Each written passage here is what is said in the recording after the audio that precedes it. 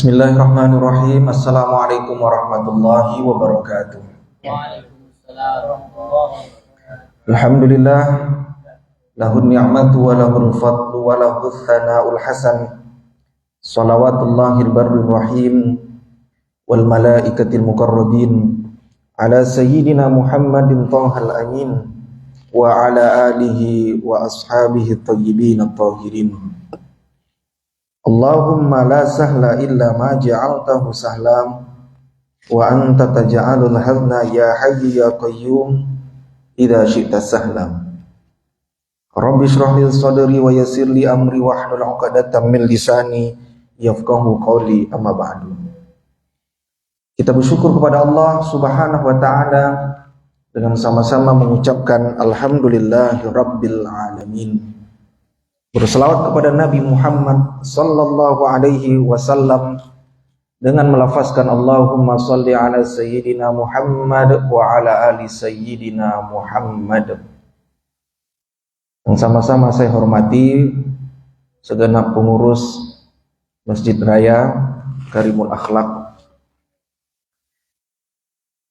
Bapak Ibu jamaah salat fardhu maghrib dan isya, insyaallah Allah muliakan, dan jamaah yang berada di live streaming Facebook Masjid Raya Makarimul Akhlak.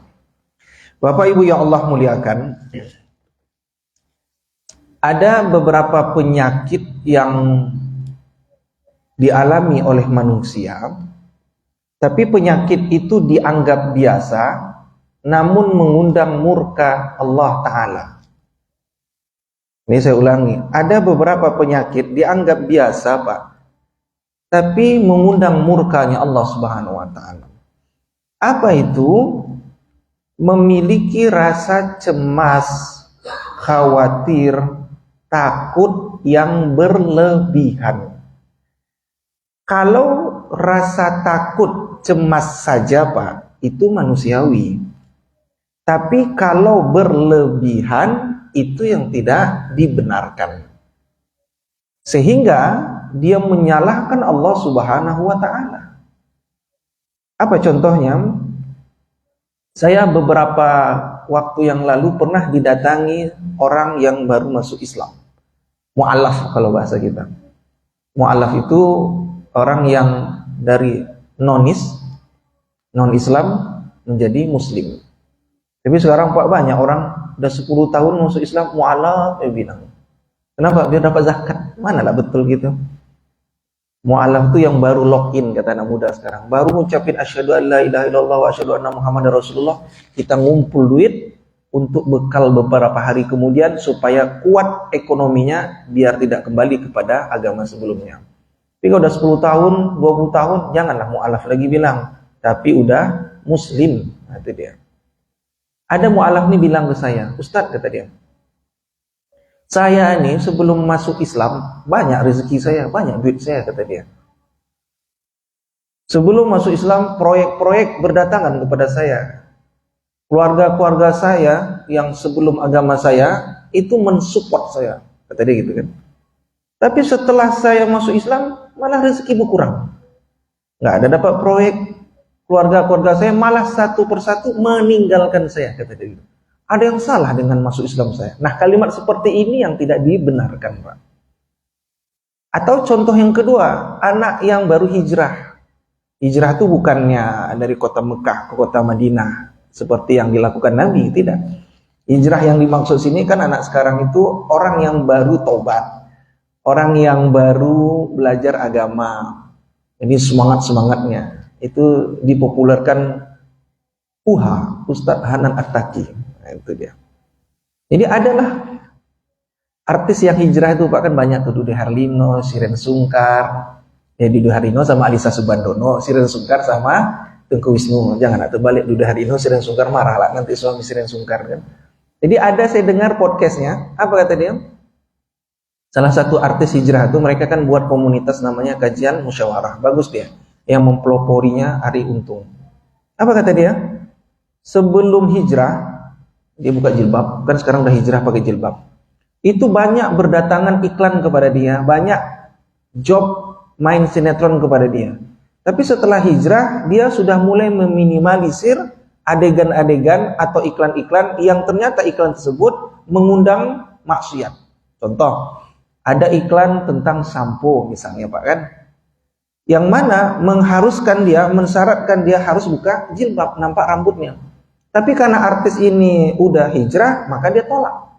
Akhirnya rezeki itu kan berkurang karena tidak dapat iklan kepada dia. Atau contohnya kemarin ada saya nonton Dude Harlino, apa kata dia? Dia kalau mau main sinetron, ada adegan suami istri, dia harus istrinya istri sesungguhnya. Alisa Subandono. Dia nggak mau kalau istrinya itu orang lain atau istri orang lain. Kan karena ada artis itu Pak kan, kalau main sinetron adegan suami istri di dalam lakonnya itu istri orang atau wanita lain yang bukan murim. Dia nggak mau, dia harus istri dia.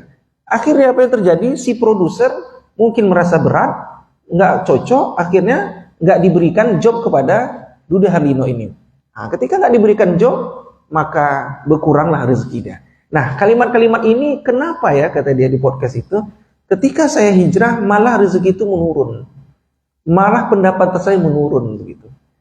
Nah, akhirnya menyalahkan Allah misalnya. Nah, hal-hal yang seperti ini Bapak Ibu yang Allah muliakan yang kurang baik. Hingga pada akhirnya berapa banyak artis-artis yang pakai jilbab, buka jilbab lagi, pakai jilbab, buka jilbab lagi, nggak istiqomah dia. Nah, ini yang saya maksud adalah cemas berlebihan dalam hal rezeki misalnya. Atau ada contoh ketiga, apa dia? Kenapa ya Pak Ustadz? Saya tuh sering ke masjid, tapi yang itu tuh tak pernah ke masjid, tak pernah nyembah Allah, sehat aja dia. Sementara saya sakit. Kemana-mana saya harus pakai kursi roda, kemana-mana saya tidak bisa lagi datang ke masjid. Padahal saya rajin ke masjid. Akhirnya marah sama Allah, protes sama Allah. Kenapa nih Allah? Aku rajin ke masjid, tapi kau beri aku sakit. Sementara dia nggak pernah ke masjid, sehat-sehat aja dia. Bahkan dia selfie-selfie-nya kemanapun dia. Nah, seperti ini Bapak Ibu yang Allah muliakan, yang tidak dibenarkan. Tapi kalau cemas manusiawi Pak, kalau takut manusiawi, tapi yang berlebihan itu yang tidak dibenarkan. Nah, betul. Berprasangka buruk juga kepada Allah itu nggak baik. Maka kita harus berhusnuzon kepada Allah Subhanahu Wa Taala. Jangan sampai suuzon sama Allah. Ada nggak sahabat Nabi yang dulu pernah cemas? Ada Pak. Contoh, Abu Bakar As-Siddiq. Kurang dekat apa Abu Bakar sama Nabi Muhammad? 13 tahun ngikutin Nabi. Saking dekatnya Pak, Abu Bakar itu mertua Nabi. Karena kan Abu Bakar itu punya anak. Ada namanya Asma binti Abi Bakar. Ada namanya Aisyah binti Abi Bakar. Aisyah anak Abu Bakar menikah dengan Nabi. Otomatis Nabi itu menantunya dan Abu Bakar mertuanya. Dekatnya 13 tahun. Saya dengan Mas Dori berapa tahun kita dekatnya? Baru aktif di Masjid Raya nih kan beberapa tahun ini.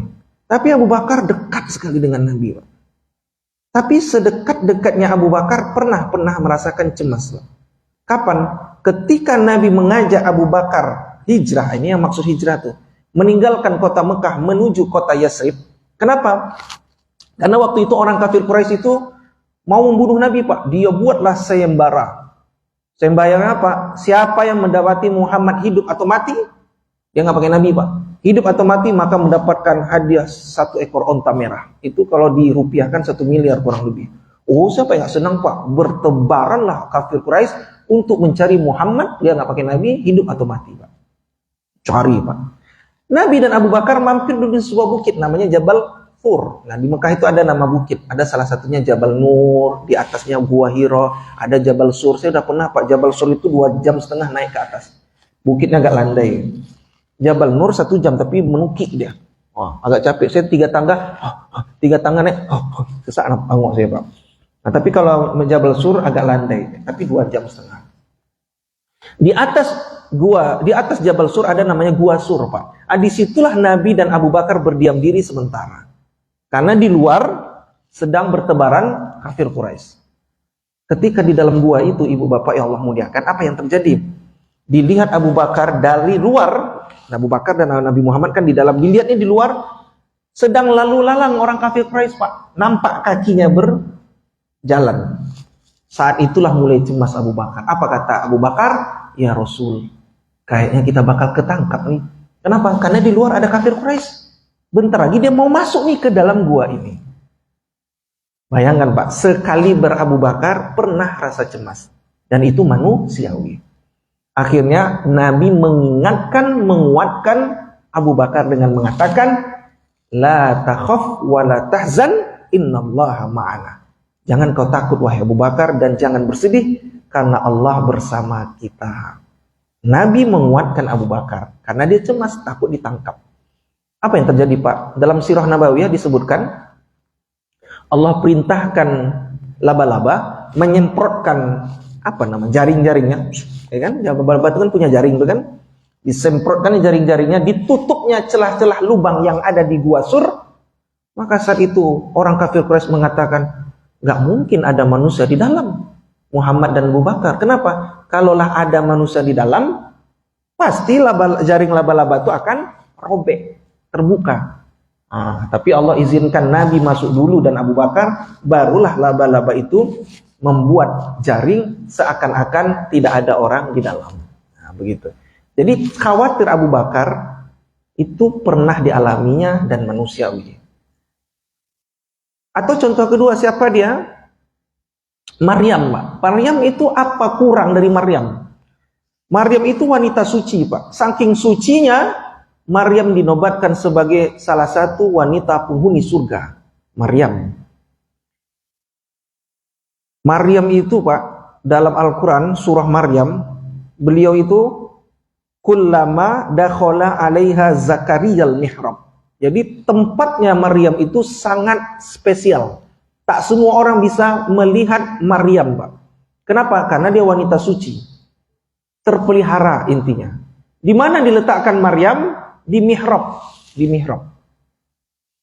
Kalau kita masuk masjid ini Pak, ini ya kan? Ini masih umum Pak, masih bisa lihat orang. Tapi kalau udah mihrab, nggak sembarang orang bisa ke situ. Kalau nggak pengurus inti, imam masjid, ya kan? Nggak sembarang orang ke mihrab. Nah sama waktu itu Maryam di mihrab, bukan di tempat umum. Artinya memang dia terpelihara, karena dia wanita suci Pak. Tiba-tiba Nabi Allah Zakaria, karena Nabi punya akses untuk mencek kondisi Maryam. Dalam Quran surah Maryam itu Allah ceritakan. Lalu saat itu Zakaria masuk dan bertanya kepada Maryam. Heran Zakaria Pak. Kenapa heran? Dilihatnya lah di depan Maryam itu banyak makanan, banyak buah-buah segar. Sementara orang untuk masuk ke mihrab terbatas, nggak sembarang orang. Tapi makanan ada. Buah-buahan ada. Di luar musim hujan. Jadi di Jazirah Arab itu Pak, kalau orang musim hujan, kalau kondisi hujan, itu sulit untuk tumbuh buah-buah segar. Bertanya Zakaria kepada Maryam. Apa kata Zakaria? Ya Maryamu anna laki hadha. Ini makanan dari siapa? Yang setahu saya nggak sembarang orang bisa masuk di sini. Apa kata Maryam? Hadza min indillah. Ini dari Allah. Artinya apa? Mukjizat Maryam itu Pak. Dia doa kepada Allah, langsung datang makanan. Itulah mulia hebatnya Maryam. Doa sama Allah, langsung datang buah. Doa sama Allah, datang makanan. Nah itu hebatnya Maryam Pak. Itu Maryam dulu Pak, bukan Maryam sekarang. Kalau Maryam sekarang doa, nanti lu dikabulkan beberapa tahun kemudian gitu kan. Nah, tapi hebatlah, ada pula orang sekarang berdoa minta sama malaikat Israel supaya ditunda kematiannya. Banyaklah pengikutnya. Bisa lah dia bicara sama malaikat Israel, sama semut, sama malaikat Israfil. Israfil nanti dulu ya sekali ditiupkan. Ada aja kan. Nah artinya Pak, sekali bermaryam doa sama Allah langsung diperkenankan. Begitulah mulianya, hebatnya Maryam. Mukjizatnya Allah berikan kelebihan kepada Maryam, dia berdoa langsung Allah kabulkan. Tapi Pak, ketika Allah berikan Maryam hamil tanpa suami, apa yang terjadi? Maka saat itu Maryam cemas. Apa kata Maryam dalam Al-Quran? Qalat laisani mittu qabla hadza. Berkata Maryam, ya Allah, aku hamil tanpa suami. Khawatir nanti ketika aku keluar dari mihrab ini, nanti orang-orang sekitar akan mengatakan, loh siapa yang menghamili Maryam? Padahal kita tahu bahwa Maryam itu nggak sembarang orang bisa menyentuh dia. Jangankan menyentuh, melihat Maryam aja nggak sembarang orang, Pak. Maka di saat Maryam hamil, mulailah cemas. Apa kata Maryam? Ya Allah, aku hamil. Kalau tahulah aku hamil, lebih baik aku mati aja, wahai Allah, kata dia. Bayangkan Pak, sekali Maryam pernah cemas. Kenapa? Karena memang Maryam itu kan ibunya Hanan. Hanan menikah dengan Imran. Maka dalam Al-Quran ada surah Ali Imran. Surah Ali Imran itu keluarga Imran namanya. Imran nikah dengan Hanan. Hanan punya anak namanya Maryam. Maryam punya anak Isa. Maryam tanpa suami. Begitu. Karena memang Allah spesialkan Maryam hamil tanpa suami. Memang itu kehendak Allah. Tapi hari ini ada juga orang Pak hamil tanpa suami. Itu yakin saya tuh. Ada suaminya tuh. Bukan ada suaminya, ada yang menghamili dia tuh. Entah di mana dibuatnya enggak tahu lah saya tuh. Banyak pula sekarang orang belum nikah udah hamil duluan. Jadi sekali Maryam aja Pak pernah cemas ketika hamil tanpa suami. Atau contoh ketiga siapa dia? Umat Nabi Musa. Kurang apa lagi umat Nabi Musa, Pak? Mukjizat Nabi Musa, dia nampak depan mata kepala dia. Umatnya Nabi Musa.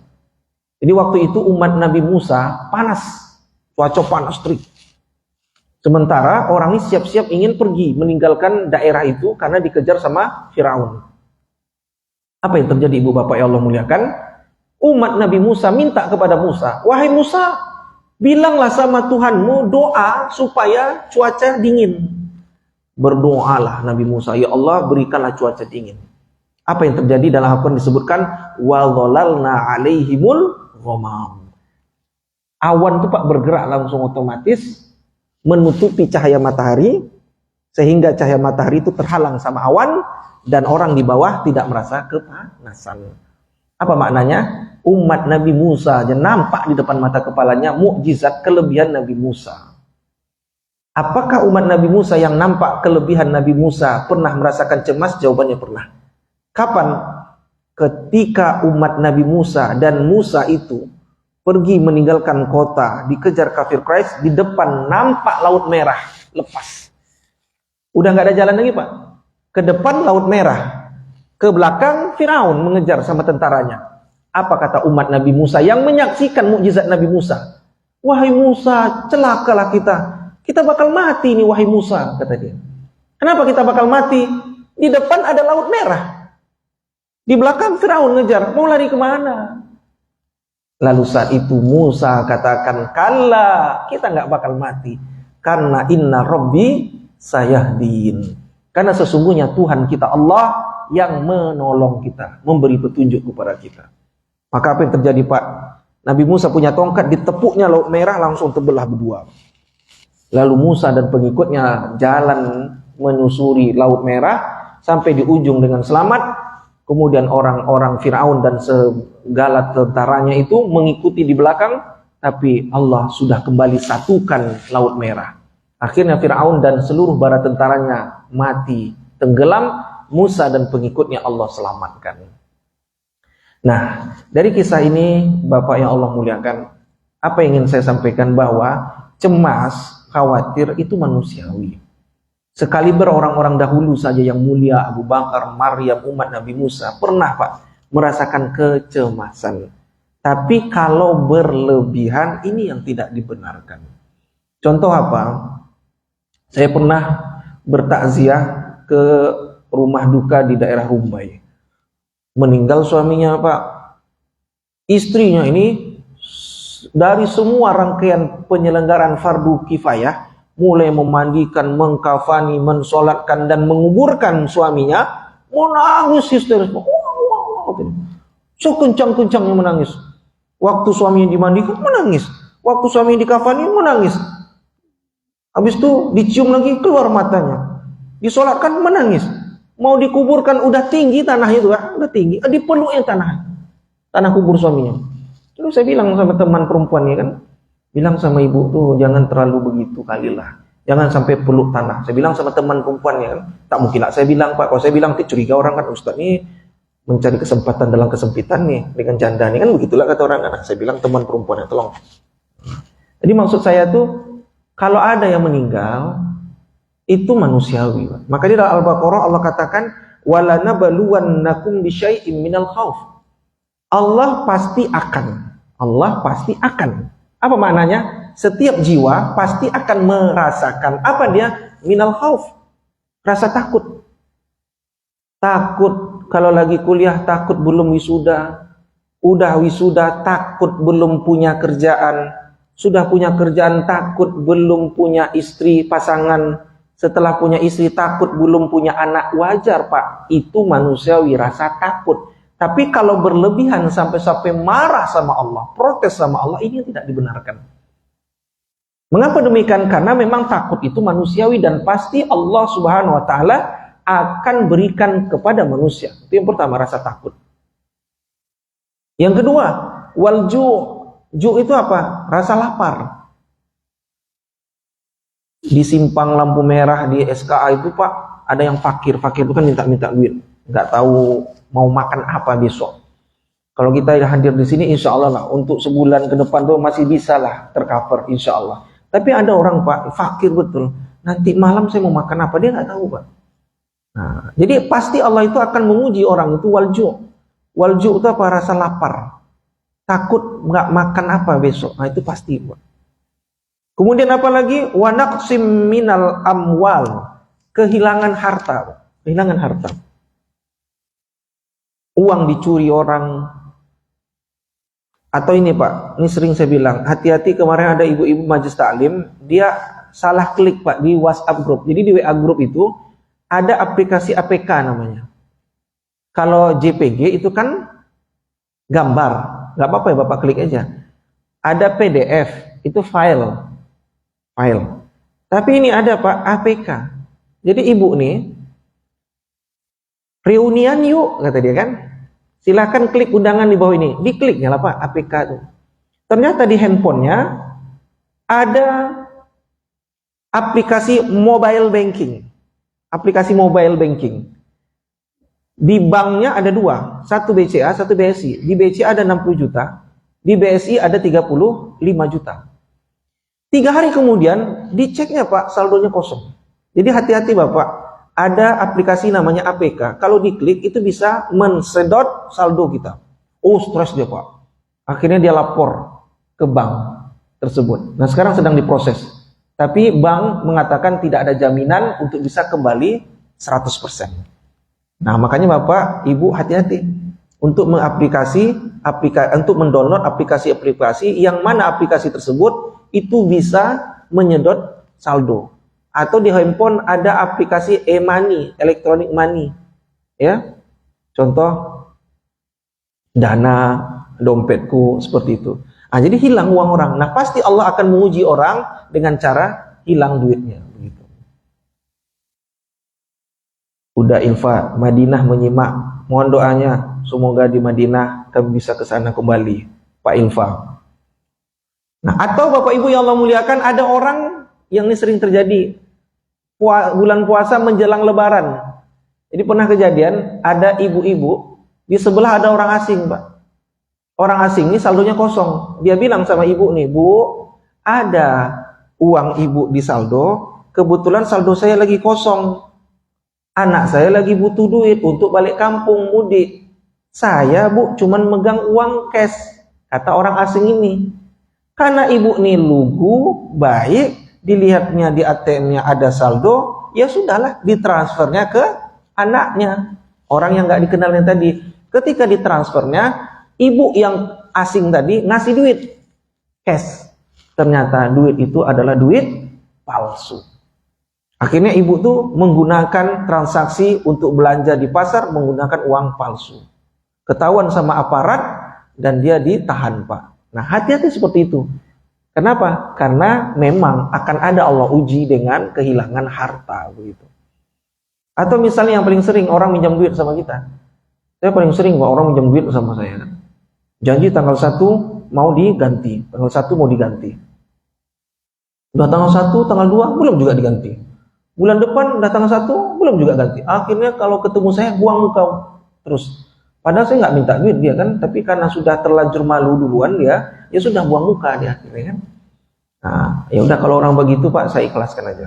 Tapi wajahnya nggak saya kan lupakan, ingat terus sampai mati saya ingat tuh bapak nih yang minjam duit tak balik-balik gitu. Ah itu manusiawi kadang Pak, ya manusiawi. Nah jadi kadang ada orang minjam duit, udahlah nggak dibalik-balikkan ya, udahlah ikhlas aja Pak. Makanya saya kadang kalau ada minjam duit Pak, udahlah minjam misalnya 500.000, ini ada uang 100.000 misalnya, pakai aja lah. 400.000 ya pandai kamu lah cari yang lain gitu. Karena kadang nggak mau Pak, takut nanti bisa merusak hubungan silaturahmi gitu. Nah itu pasti. Wa naqsi minal amwal wal anfus, kehilangan jiwa. Suami meninggal, istri meninggal, anak meninggal, ayah meninggal, ibu meninggal, itu pasti kita alami Pak. Tapi kalau ada anggota keluarga kita yang meninggal, marah sama Allah, kenapa ya Allah kau cabut nyawa istriku, kenapa kau cabut nyawa suamiku? Ini yang tidak dibenarkan Pak. Hingga pada akhirnya dia menyalahkan Allah Subhanahu wa taala. Tapi kalau meninggal itu wajar. Dan semuanya kita serahkan sama Allah. Nah, ketika kita diuji oleh Allah, rasa takut, lapar, hilang harta, hilang nyawa, maka kata Allah, wa basyiris shabirin. Kabarilah kepada orang yang sabar.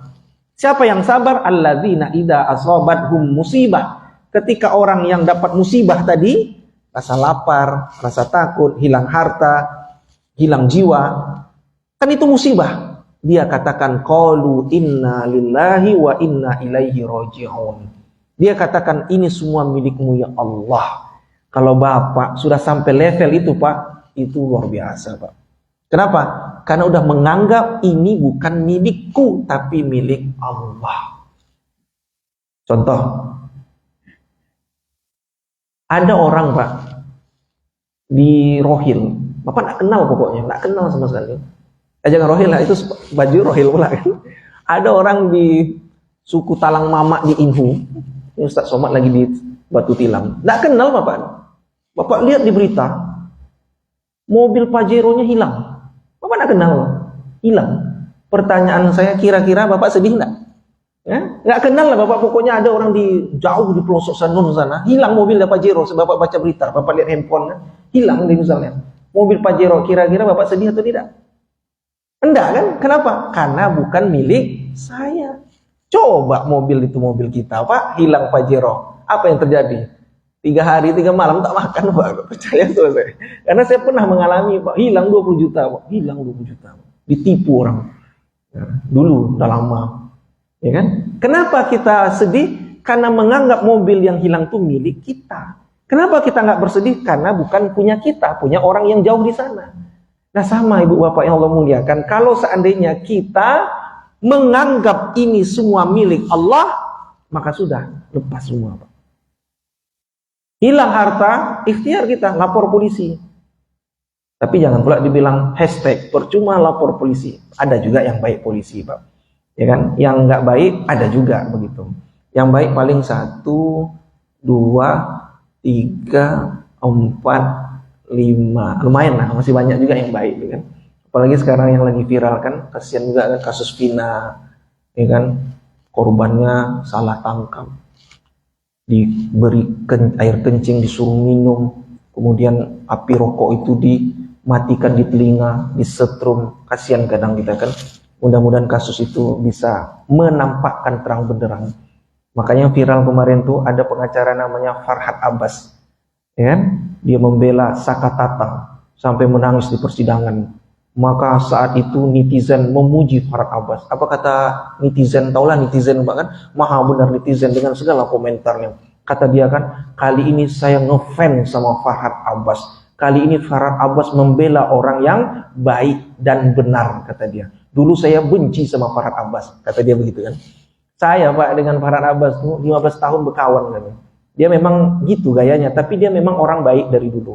Dulu kami waktu mahasiswa di Jakarta, dia sering bantu kami kegiatan-kegiatan anak Riau di Jakarta. Karena dia orang Riau, lahirnya di Tembilahan. Jadi kami mahasiswa-mahasiswa dibantu dia. Dan dia memang orangnya baik. Itu kalau ketemu cleaning service, dia sering ngasih duit kepada cleaning service. Suka sedekah dia. Tapi kalau ada kejahatan, saya pernah sama dia di Manado, ada orang jahat pengkhianat, itu memang marah kali dia Pak. Marah betul dia. Nah, artinya apa? Kalau yang benar memang benar, kalau yang jahat memang dia marah betul Pak. Nah, pernah juga saya tuh hilang handphone saya, masih ingat saya, BB Touch 15 tahun yang lalu. Lalu dia minta pergi saya di salah satu mall di Jakarta Selatan. Pergi saya, lalu ternyata di mall tersebut ada kawannya penjual handphone, digantinya handphone saya, BB Gemini, masih ingat sama saya tuh Pak. Jadi kalau nonton dia nanti itu bisa nanti di-share itu. Jadi memang dia baik pada dasarnya kan. Nah, apalagi sekarang Allah angkat derajatnya dengan cara membela orang yang benar tanpa dibayar atau prodeo namanya. Nah, jadi kita doakan kasus-kasus itu. Di Padang itu ada lagi Afif Muhammad, anak kecil disiksa Pak. Nah begitu. Jadi Bapak Ibu yang Allah muliakan, jadi kalau seandainya hilang harta, ya ikhtiar kita lapor sama polisi.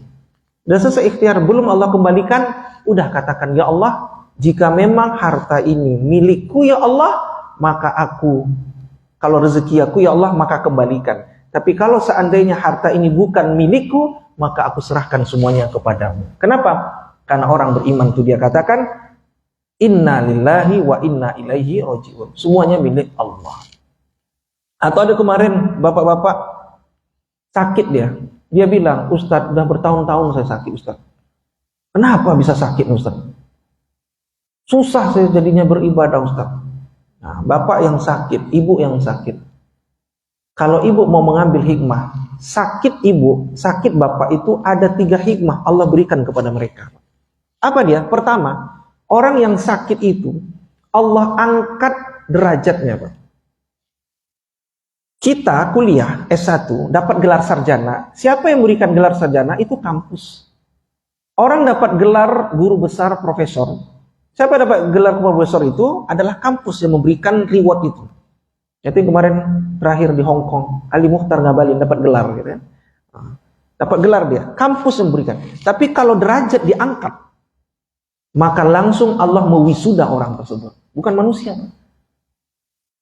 Kemarin yang baru pulang haji dapat gelar namanya haji mabrur. Predikat mabrur itu bukan manusia yang memberikan nilai Pak. Jangan sampai katakan panggil aku haji mabrur. Manalah betul? Ini ada orang Padang Pak harus panggil dia Pak Haji. Kenapa? Aku sudah berangkat, sudah pulang haji. Panggil aku Pak Haji. Jadi pernahlah kejadian kemarin adalah bapak-bapak yang mau pergi perjalanan dinas. Lalu dibuatnya SPPD ke atasannya. Lalu ditolak. Bingung dia, mungkin ada kata, koma, titik yang segala macam salah. Diajukannya lagi, ditolak.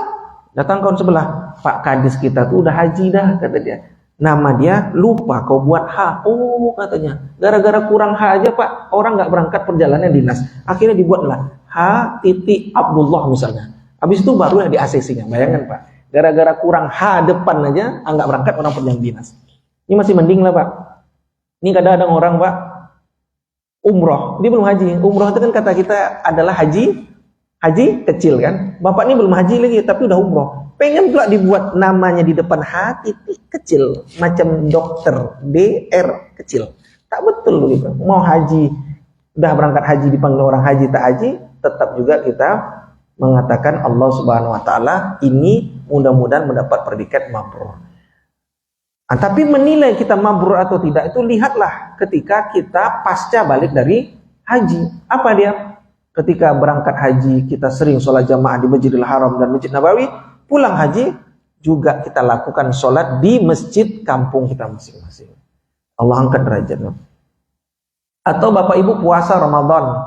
Di dalam Al-Baqarah itu Allah katakan la'allakum tattaqun, mudah-mudahan, la'allakum, semoga. Artinya predikat takwa itu belum kita dapatkan, sertifikat takwa itu belum kita terima Pak. Maka kalimatnya la'allakum, kapan diterima itu nanti, kata Allah.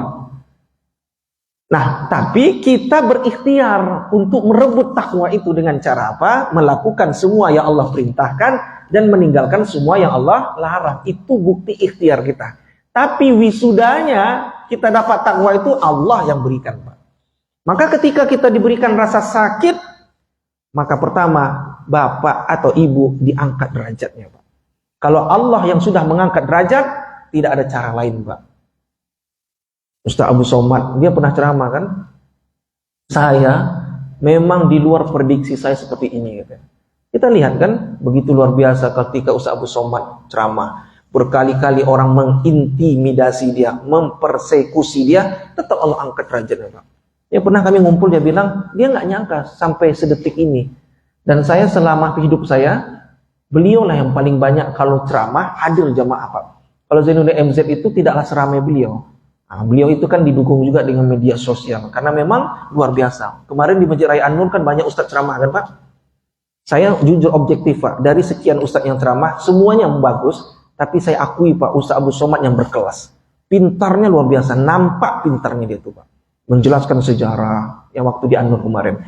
Berkumpul ustadz kondang semua, tapi ketika beliau ceramah memang beda Pak, beda. Hebatnya luar biasa. Dan saya pernah ngikutin beliau, itu kalau ceramah dalam satu hari 5 titik Pak. Pagi, siang, asar, maghrib, isya. Selama 3 titik, 5 titik satu hari itu Pak. Materi ceramahnya beda aja Pak, beda. Beda dengan saya Pak. Saya kadang itu isi ceramah saya kan.